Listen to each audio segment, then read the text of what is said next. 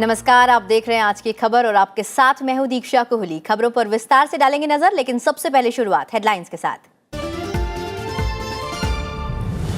Ukraine पर जारी हमले के बीच रूस का बड़ा ऐलान, युद्धग्रस्त 2 शहरों में संघर्ष विराम पर सहमत मॉस्को। अब तक 14 लाख से ज्यादा लोगों का यूक्रेन से पलायन। सुरक्षा परिषद ने परमाणु दुर्घटना की आशंका को लेकर किया सचेत। यूक्रेन के सूमी में फंसे भारतीयों को निकालने का प्रयास जारी। रेड क्रॉस समेत सभी संबंधित पक्षों के संपर्क में भारतीय दूतावास। ऑपरेशन गंगा के तहत भारतीयों की वतन वापसी जारी। मणिपुर में दूसरे चरण का मतदान पूरा, 22 सीटों पर 80% से ज्यादा वोटिंग। उत्तर प्रदेश में अंतिम चरण के लिए थमा चुनाव प्रचार। 9 जिलों की 54 सीटों पर सोमवार को होगा मतदान। ईरान परमाणु कार्यक्रम पर वियना में चल रही वार्ता अंतिम दौर में। संयुक्त राष्ट्र की परमाणु निगरानी एजेंसी के प्रमुख ने तेहरान में अधिकारियों से की मुलाकात। ईरान और 5 देशों के बीच 2015 में हुआ था समझौता। श्रीलंका के खिलाफ मोहाली टेस्ट में टीम इंडिया की स्थिति मजबूत। 574 रन के जवाब में श्रीलंका ने 4 विकेट खोकर बनाए 108 रन। महिला क्रिकेट विश्व कप में कल भारत की भिड़ंत पाकिस्तान से। और हेडलाइंस के बाद अब एक नजर उन खबरों पर जो आज सुर्खियों में रही।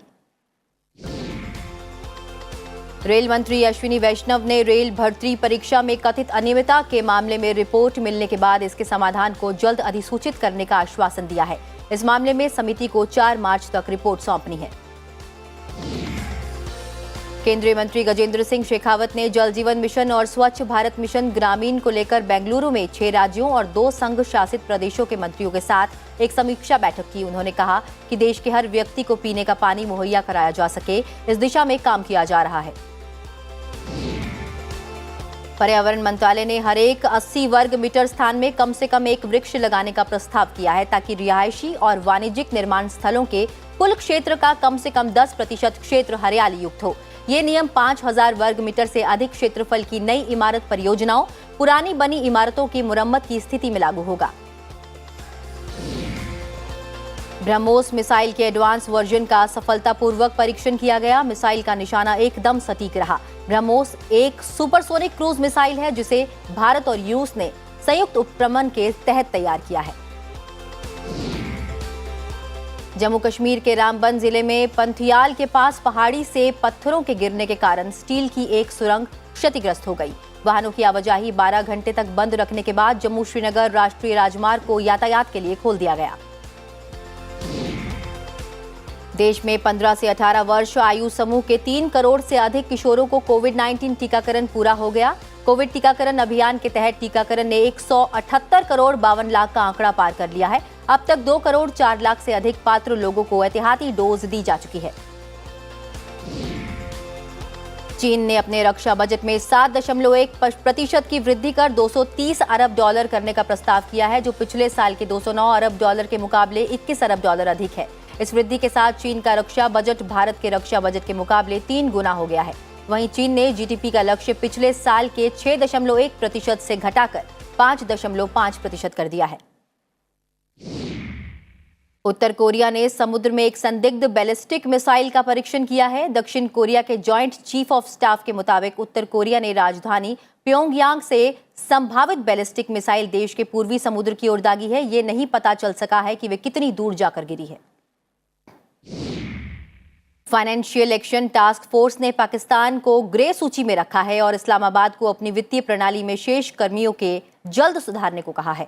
पाकिस्तान धन संशोधन और आतंकी वित्त पोषण पर लगाम लगाने में नाकाम रहने के कारण जून 2018 से ही पेरिस स्थित FATF की ग्रे सूची में बना हुआ है। और अब खबरें विस्तार से।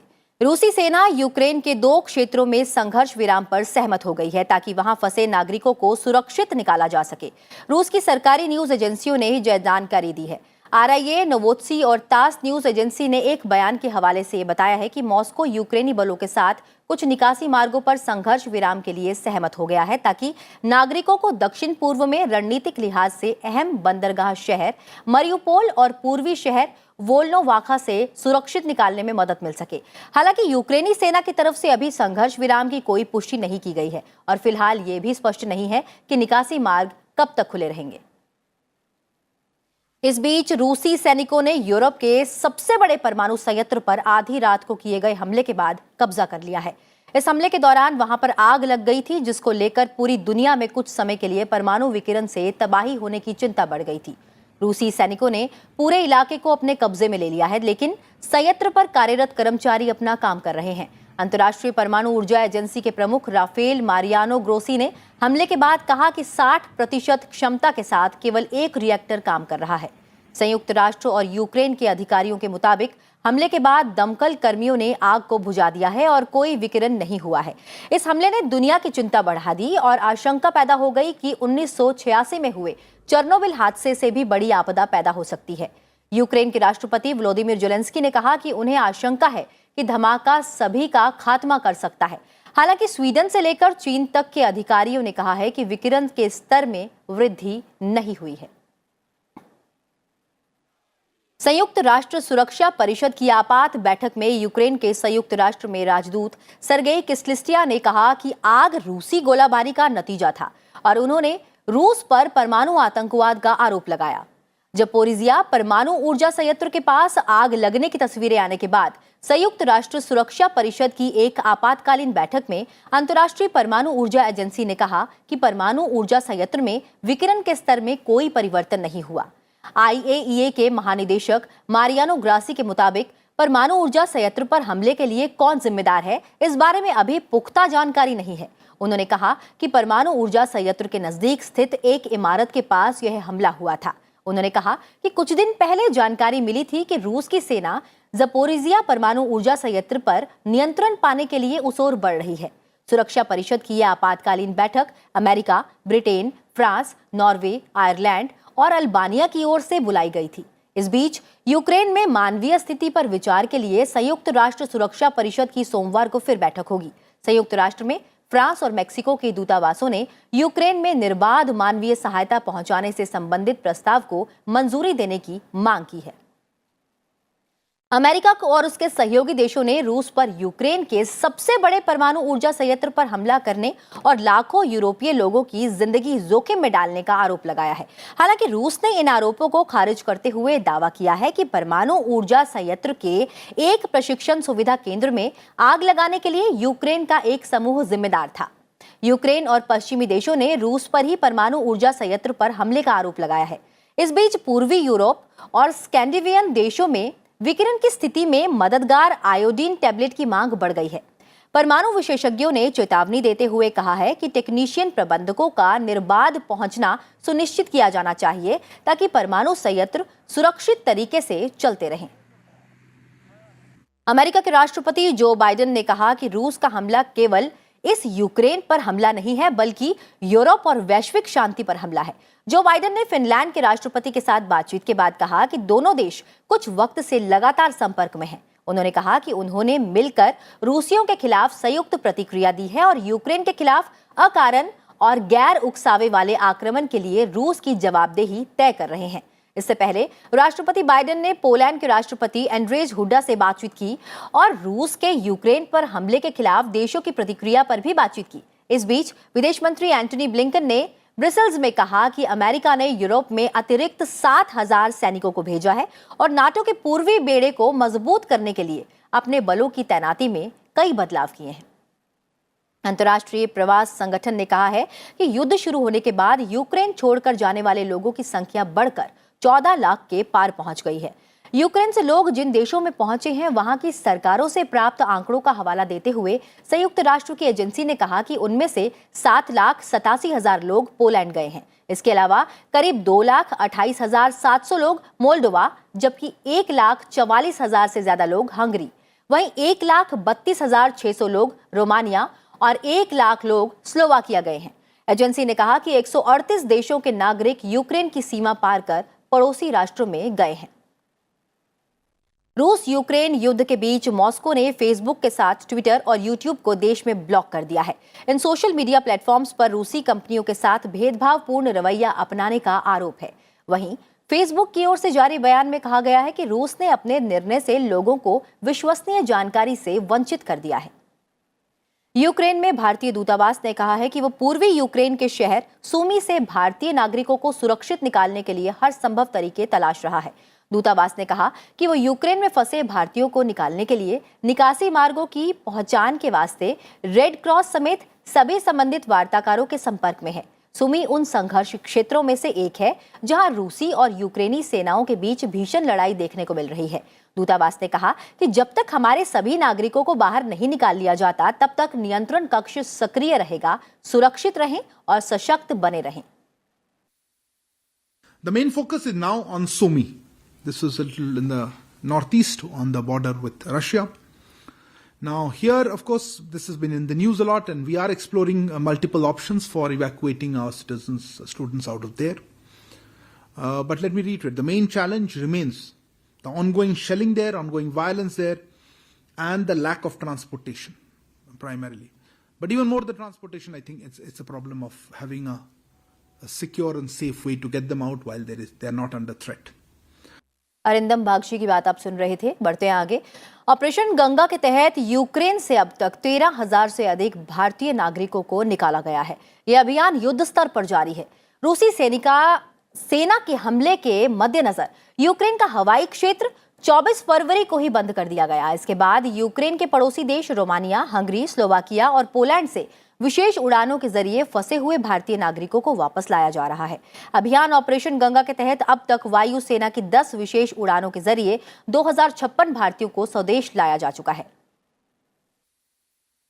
Then I went to Lviv and then to Poland and then today I came back to India. Embassy has provided all the possible arrangements they could do to get us out. Provided us with food, accommodation, travel facilities, everything, and a big thank you to them. Indian government, I'm very thankful of Indian government. The nights in bunker were terrible. We can hear the shellings, we can hear the firings, everything. और वतन वापसी के पास राहत की सांस लेते ये छात्र। बढ़ते हैं आगे। अब विधानसभा चुनाव से जुड़ी हुई खबरों पर डालते हैं एक नजर।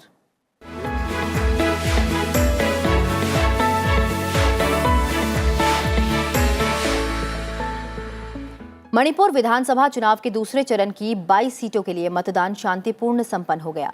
कड़ी सुरक्षा और कोविड-19 प्रोटोकॉल के सख्त पालन के बीच राज्य के 6 जिलों के 1247 मतदान केंद्रों पर सुबह 7 बजे मतदान शुरू हुआ। मतदान को लेकर लोगों में खासा उत्साह देखने को मिला। महिलाएं और युवा मतदान केंद्रों पर अपनी बारी का इंतजार करते हुए नजर आए।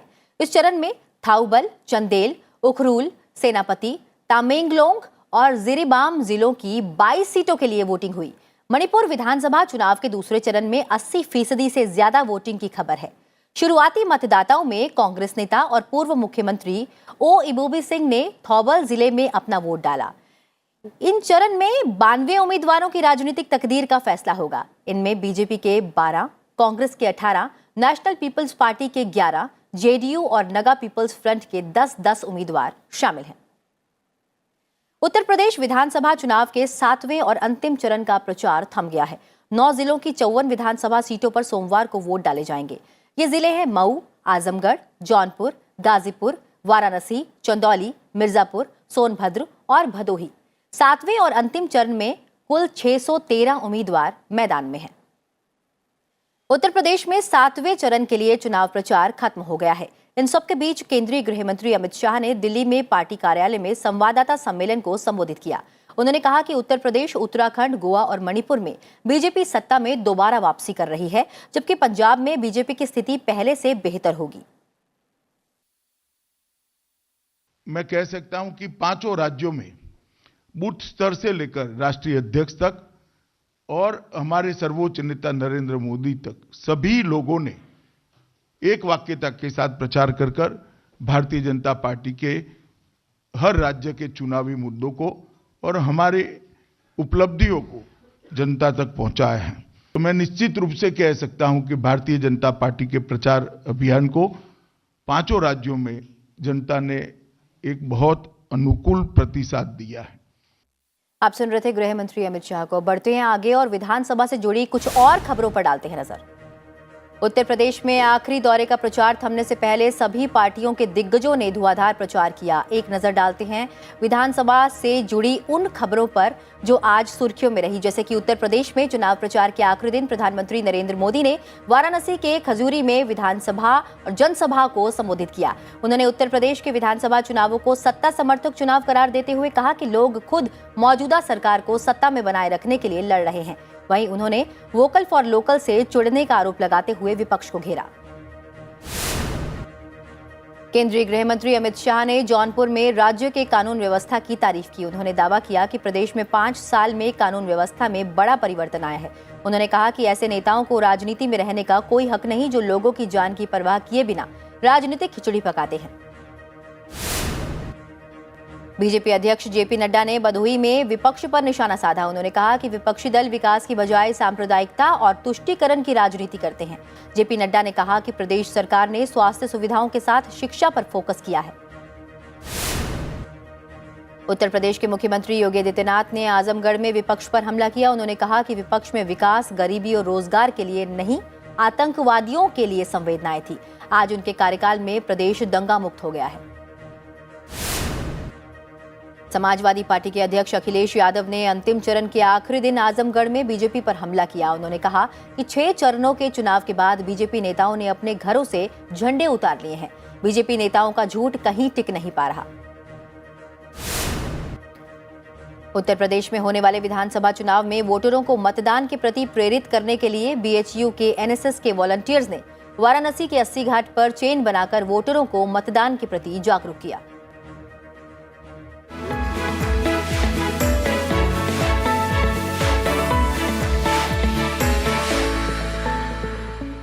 और अब वक्त हो चला एक छोटे से ब्रेक का। ब्रेक के बाद समाचार राज्यवार और साथ ही बताएंगे खबर ईरान के परमाणु कार्यक्रम पर वियना में चल रही वार्ता की और जानेंगे भारत श्रीलंका के टेस्ट के दूसरे दिन का अपडेट। आप देखते रहिए सनसद टीवी।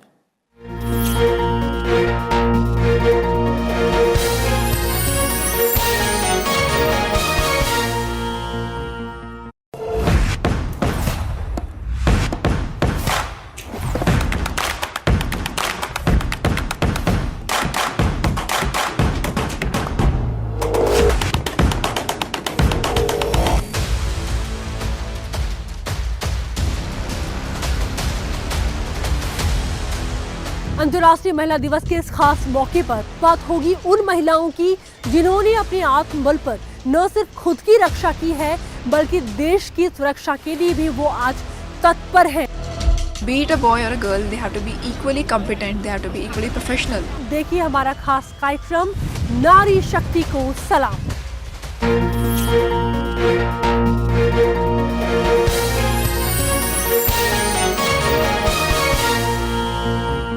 ब्रेक के बाद एक बार फिर आप सभी का स्वागत है। आज की खबर में बढ़ते हैं आगे और अब बात करते हैं राज्यों से जुड़ी हुई खबरों की।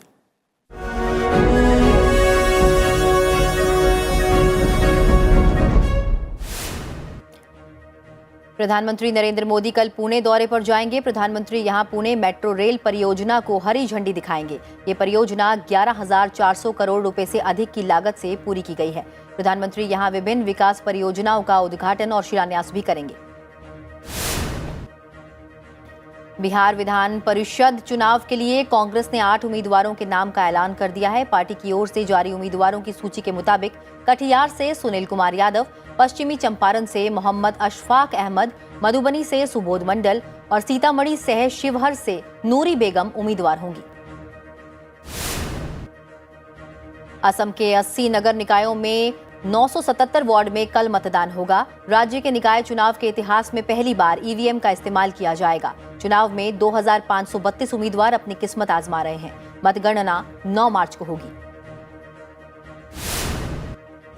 अंडमान निकोबार द्वीप समूह में रविवार को होने वाले पंचायत और नगर निगम चुनाव के मतदान की तैयारियां पूरी कर ली गई हैं। यहां कल 800 केंद्रों पर कुल 2,97,940 मतदाता अपने मताधिकार का प्रयोग करेंगे। मतगणना 8 मार्च को होगी। दिल्ली के उप मुख्यमंत्री मनीष सिसोदिया ने 2 सरकारी स्कूलों में 2 स्विमिंग पूल्स का उद्घाटन किया। उन्होंने कहा कि यहां अप्रैल से कंपटीशन की तैयारियां शुरू हो जाएंगी। सरकार बाकी के स्कूलों में भी इस तरह के स्विमिंग पूल बनाने की कोशिश में जुटी है। तमिलनाडु में एआईएडीएमके ने पार्टी समन्वयक ओ पनीरसेल्वम के भाई ओ राजा सहित थेनी जिले के 30 से अधिक पदाधिकारियों को बर्खास्त कर दिया है। इन लोगों ने एक होटल में पार्टी की पूर्व नेता शशिकला से मुलाकात की थी। सीबीआई की विशेष अदालत ने एनएसई को कोलोकेशन मामले में नेशनल स्टॉक एक्सचेंज की पूर्व प्रबंधक निदेशक और मुख्य कार्यकारी अधिकारी चित्रा रामकृष्ण की अग्रिम जमानत याचिका खारिज कर दी है। सीबीआई ने पिछले हफ्ते इस मामले की जांच का दायरा बढ़ाया था। देश की परिवहन प्रणालियों के विद्युतीकरण को बढ़ावा देने की नीति आयोग और national highway for electronic vehicle core group की बैठक हुई। इसमें बताया गया कि एनएचईवी जयपुर दिल्ली आगरा ई हाईवे के साथ एक ग्रीन चार्जिंग हब का निर्माण कर रहा है। शेयर बाजार बीएसई ने तमिलनाडु सरकार की एमएसएमई व्यापक और निवेश संवर्धन ब्यूरो के साथ अपनी साझेदारी की घोषणा की है। इस साझेदारी का उद्देश्य सूचीबद्धता के लाभ के बारे में राज्य के सूक्ष्म, लघु और मध्यम उद्यमों के बीच जागरूकता बढ़ाना है। जम्मू कश्मीर में सीमा सुरक्षा बल ने अंतर्राष्ट्रीय सीमा पर संदिग्ध पाकिस्तानी ड्रोन दिखाई देने के बाद सर्च ऑपरेशन तेज कर दिया है। जवानों ने ड्रोन पर उस समय गोलीबारी की जब वो अरनिया के नागरिक इलाके में दाखिल हुआ। जम्मू कश्मीर के सांबा जिले में एसयूवी के सड़क से फिसलकर गहरी खाई में गिरने से 5 लोगों की मौत हो गई है। एक व्यक्ति घायल हो गया है। वाहन में सवार लोग पंजाब से श्रीनगर की ओर जा रहे थे। हादसा मानसर में जमोदा के पास हुआ।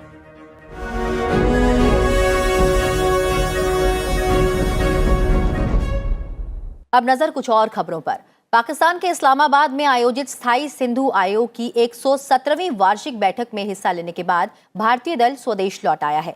भारत लौटने के बाद भारतीय दल ने बताया कि 1960 की सिंधु जल संधि के तहत दोनों देशों ने द्विपक्षीय चर्चा से भारत और पाकिस्तान के सिंधु बेसिन में 6 नदियों के पानी को साझा कर हर मुद्दे को हल करने का प्रयास किया है। हमने बताया कि हमारे हिसाब से अभी भी हम उस बात पे कायम हैं कि हमारा जो प्रोजेक्ट्स हैं वो ट्रीटी के फुल्ली कॉम्प्लायंट हैं, ट्रीटी को पूरी तरह से पालन करते हैं। उसके बाद भी अगर उनका कोई वो है तो हम लोग आपस में मिलकर बात करेंगे और सुलझा लेंगे। इंडिया का हमेशा से ये मानना है कि जो बायलैटरल बातें हैं वो बायलैटरल ही होती हैं। तो हम लोग मिलेंगे, आपस में फिर मिलेंगे। अभी शायद जनवरी मई के आसपास हमारी फिर मुलाकात हो सकती है। ईरान के परमाणु कार्यक्रम पर वियना में चल रही वार्ता अंतिम दौर पर पहुंच गई है। इस बीच संयुक्त राष्ट्र की परमाणु निगरानी एजेंसी के प्रमुख ने तेहरान में ईरान के अधिकारियों से मुलाकात की। अंतर्राष्ट्रीय परमाणु ऊर्जा एजेंसी के प्रमुख राफेल मारियानो ग्रोसी ने कहा कि तेहरान की उनकी यात्रा का मकसद बाकी मुद्दों पर बातचीत करना है। ग्रोसी ने तेहरान पहुंचकर ईरान के असैन्य परमाणु ऊर्जा कार्यक्रम संगठन के प्रमुख मोहम्मद इस्लामी से मुलाकात की। उनके ईरान के विदेश मंत्री हुसैन आमिर अब्दुल्लाहियान से मुलाकात करने का भी कार्यक्रम है। Such a comprehensive agreement like Barjam would be possible if the agency and Iran would not be seeing eye to eye on how to resolve these important safeguards issues. Iran और 5 दूसरे देशों के बीच 2015 में परमाणु समझौता हुआ था, लेकिन 2018 में अमेरिका के तत्कालीन राष्ट्रपति डोनाल्ड ट्रंप ने इस समझौते से अपने देश के बाहर निकलने की घोषणा कर दी थी, जिसके बाद समझौता अधर में लटक गया था। अब इसे बहाल कराने के लिए वियना में ईरान और 5 अन्य देशों के बीच वार्ता चल रही है। श्रीलंका के खिलाफ मोहाली में खेले जा रहे टेस्ट मैच में टीम इंडिया ने मजबूत स्थिति बना ली है। भारत ने अपनी पहली पारी के आधार पर 466 रनों की बढ़त बना ली है।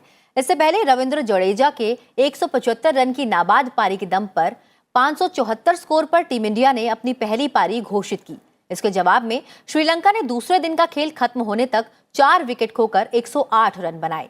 मोहाली में टेस्ट मैच शुरू होने से पहले शेन वॉर्न को श्रद्धांजलि दी गई। शेन वॉर्न के निधन पर शोक की लहर मोहाली टेस्ट के दूसरे दिन के खेल में भी दिखी, जहां भारत और श्रीलंका के खिलाड़ी वहां पर काली पट्टी बांधे मैदान पर उतरे। वहीं न्यूजीलैंड में महिला विश्व कप का आगाज हो चुका है। आईसीसी महिला क्रिकेट विश्व कप 2022 में रविवार को भारत का मुकाबला पाकिस्तान से होगा। टीम इंडिया पिछले कुछ समय से अच्छा परफॉर्म कर रही है, लिहाजा भारत वर्ल्ड कप में जीत के साथ आगाज करना चाहेगी। और बुलेटिन में फिलहाल इतना ही। चलते चलते आपको छोड़ जाते हैं गुलमर्ग में भारतीय सेना के सहयोग से आयोजित 3 दिवसीय शीतकालीन उत्सव की तस्वीरों के साथ। फिलहाल मुझे दीजिए इजाजत और आप देखते रहिए सनसेट टीवी। नमस्कार।